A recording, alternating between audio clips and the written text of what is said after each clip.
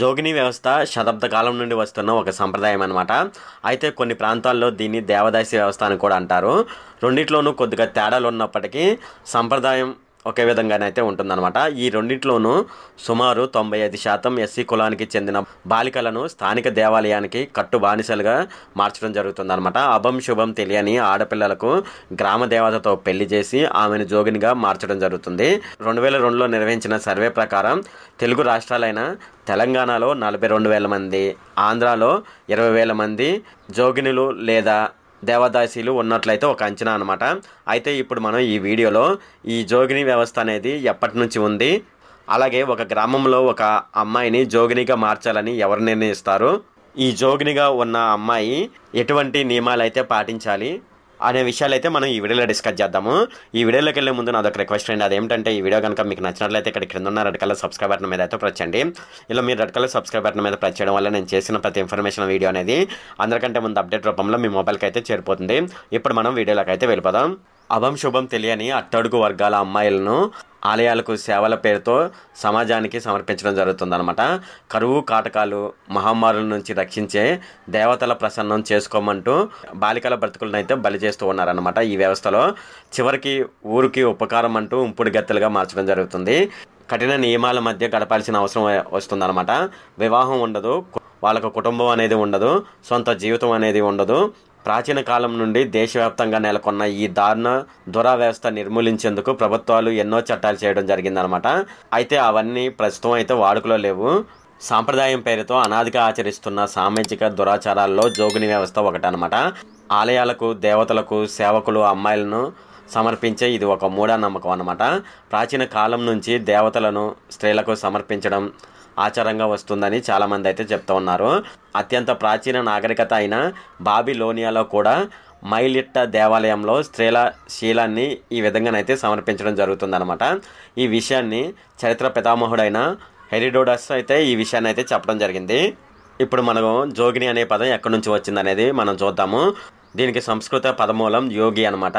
యోగి పదానికి బిచ్చగాడు, యాచకుడు వంటి అర్థాలు రావడం జరుగుతుంది. ఇలాంటి వ్యవస్థ ఏ కాలంలో దేశంలో ప్రారంభమైందో చెప్పడానికి ఖచ్చితమైన ఆధారాలు లేనప్పటికీ అర్థం చేసుకోవడానికి కులం లింగభేదం అనేవి చాలా ఉపయోగపడతాయి అనమాట.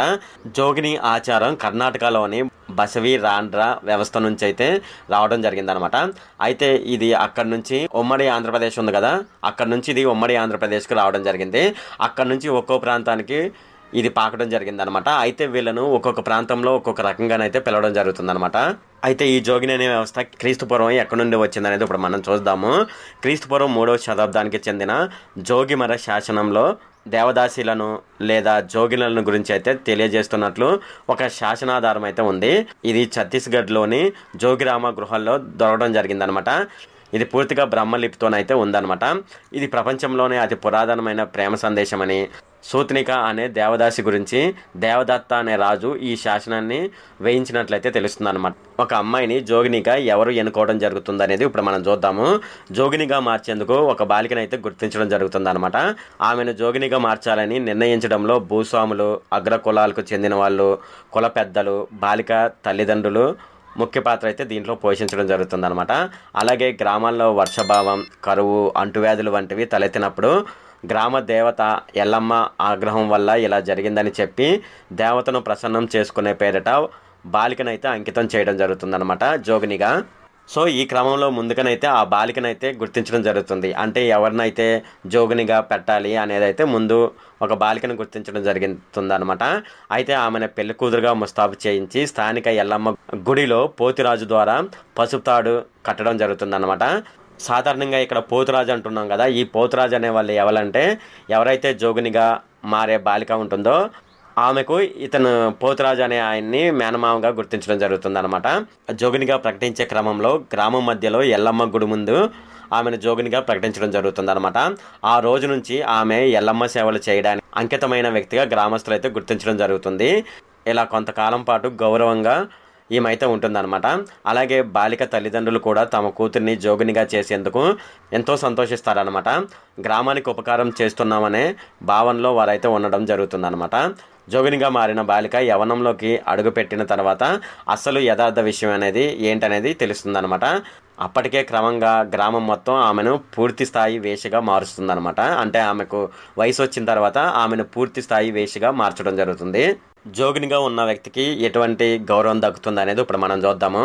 అగ్రవర్ణాల వారైనా నిమ్న కుల వారైనా ఎవరైనా వివాహ సమయంలో జోగిని బృందాన్ని పిలిపించుకొని వారు ఆశీస్సులు అయితే పొందడం జరుగుతుందన్నమాట. అంటే జోగినిలు ఇతరుల వివాహ విషయంలో ఒక మంచి ప్రధాన పాత్ర పోషిస్తారని మనం అనుకోవచ్చు అనమాట. అలాగే గ్రామాల్లో ఏ చిన్న అనారోగ్యం వచ్చినా ముందుగా జోగినులు అయితే సంప్రదించడం జరుగుతుంది. అలాగే ఆమె చెయ్యి తగిలితే తిరిగి మామూలుగా మనిషిగా మారుతారని ఒక నమ్మకం అనమాట.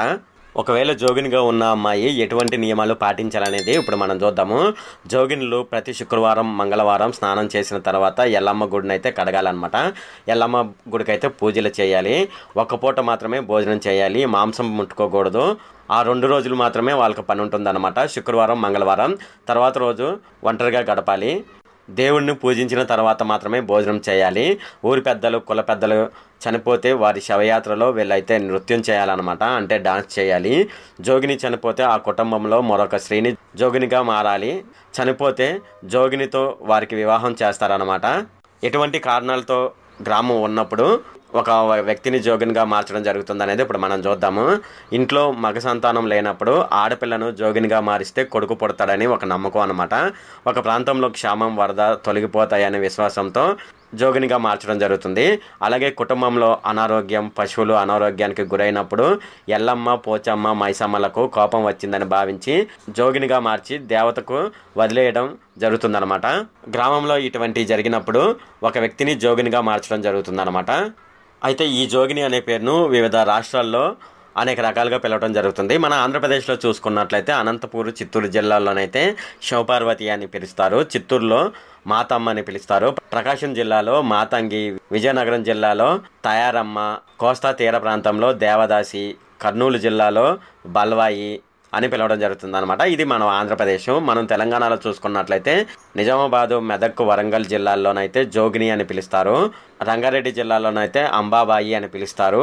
కరీంనగర్లోనైతే శివసతులు పార్వతి అని పిలవడం జరుగుతుంది. మహబూబ్ నగర్లో బాసవి జోగిని అని పిలవడం జరుగుతుంది.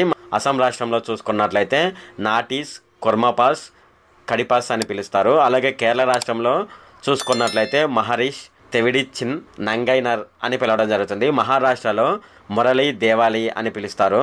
కర్ణాటకలో అలాగే రాయలసీమలో మనం చూసుకున్నట్లయితే బస్వి అని పిలవడం జరుగుతుంది. తమిళనాడులో దేవర్ అడిగలర్ అని పిలవడం జరుగుతుంది. అలాగే ఒడిశా రాష్ట్రంలో మనం చూసుకున్నట్లయితే మహరి మోహన నారి అని పిలవడం జరుగుతుంది అనమాట. ఇది వివిధ రాష్ట్రాల్లో జోగిని అనే పదాన్ని ఈ విధంగా పిలవడం జరుగుతుంది. అలాగే జోగినులకు వాళ్ళ సొంత ఇంటి పేరు కాకుండా వేరే పేర్లు అయితే ఉంటాయి అన్నమాట. అయితే అవి ఏ పేర్లు అనేది ఇప్పుడు మనం చూద్దాము. తప్పెట అనే ఇంటి పేరుతో కొంతమందిని పిలుస్తారు. కొమ్ము అనే ఇంటి పేరుతో కొంతమందిని పిలుస్తారు.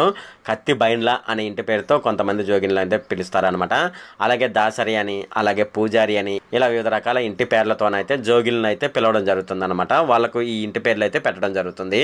అలాగే ఈ జోగిని వ్యవస్థను నిర్మూలించడానికి ప్రభుత్వం అయితే చట్టం కూడా చేయడం జరిగిందనమాట. ఇప్పుడు దాని విషయాలు ఎవరైనా సరే ఈ జోగిని వ్యవస్థను ప్రోత్సహించినా లేదంటే దేవతలకు వివాహం చేసినా సరే వాళ్ళకైతే కఠిన చర్యలు అయితే తీసుకోవడం జరుగుతుందన్నమాట. ఇప్పుడు అవి ఏంటనేది మనం చూద్దాము. జోగిని వ్యవస్థ నిర్మూలించే ప్రయత్నంలో భాగంగా 1957లో ఢిల్లీలో జాతీయ స్థాయి సమావేశం అయితే నిర్వహించడం జరిగిందనమాట. అయితే ఈ సందర్భంగా ప్రభుత్వము సుమారు 5 మిలియన్ గ్రాంట్లను అయితే రిలీజ్ చేయడం జరిగిందనమాట. ఈ జోగిని వ్యవస్థను నిర్మూలించడానికి 5 మిలియన్ రూపాయల గ్రాంట్లను అయితే విడుదల చేయడం జరిగింది. ఈ నిధులతో జోగినీలకు మేకలు, గొర్రెలు కొనుగోలుతో పాటు కొన్ని చోట్ల భూమిని కూడా కేటాయించాలని వారి యొక్క ఉద్దేశం అనమాట. అయితే మన ఆంధ్రప్రదేశ్లో ఇది ఎప్పుడు నిషేధించడం జరిగిందంటే 1988లో దేవదాసి దేవాలయాల్లో వేశ్య వృత్తిని నాటి ఏపీ ప్రభుత్వం అయితే నిషేధించడం జరిగిందనమాట. దీన్ని జోగిని నిషేధ చట్టంగా పేర్కొనడం జరిగిందనమాట. 1988ని పేర్కొనడం జరిగిందనమాట. ఎవరైనా జోగిని వ్యవస్థను ప్రోత్సహించిన, వారి దేవతలతో వివాహం చేసిన 3 నుంచి 5 సంవత్సరాల పాటు జైలు శిక్ష, 3,000 రూపాయల జరిమానా అయితే విధించడం జరిగిందనమాట. అయితే ఒక ఆశ్చర్యకరమైన విషయం ఏమిటంటే ఇప్పటి వరకు జోగిని వ్యవస్థ ఉల్లంఘన చట్టం కింద ఎవరిని కూడా శిక్షించలేదన్నమాట. అంటే ఒక్క కేసు కూడా నమోదు కాలేదన్నమాట. ఇది ఒక గొప్ప విషయం అని మనం చెప్పవచ్చు.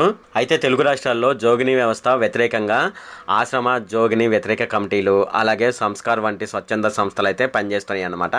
అయితే వీటి యొక్క లక్ష్యం ఏంటంటే జోగిని వాళ్ళైతే చదువుకోవాలి, అందరిలాగే వాళ్ళకి వివాహం జరపాలి, ఒక కుటుంబాన్ని వాళ్ళకి ఏర్పాటు చేయాలి, ఊరి పెద్దలను బాధ్యులుగా చేస్తూ చట్టంలో సవరణలు అయితే తీసుకురావాలని కమిటీలు అయితే పోరాడుతున్నాయి అనమాట. ఇది ఫ్రెండ్ ఈ వీడియోలో. ఫ్రెండ్ ఈ వీడియో కనుక మీకు నచ్చినట్లయితే ఇక్కడ కింద ఉన్న రెడ్ కలర్ సబ్స్క్రైబ్ బటన్ మీద అయితే ప్రెస్ చేయండి. అలాగే ఈ వీడియోని మీ ఫ్రెండ్స్ అండ్ ఫ్యామిలీ మెంబర్స్కి అయితే షేర్ చేయండి. అలాగే ఈ వీడియో సంబంధించి ఏమైనా కామెంట్లోని అనుకోండి, నాకు తప్పనిసరిగా కింద ఉన్న కామెంట్ సెక్షన్లో అయితే తెలియజేయండి. ఈ వీడియో ఎంత friend. Okay, thank you friend.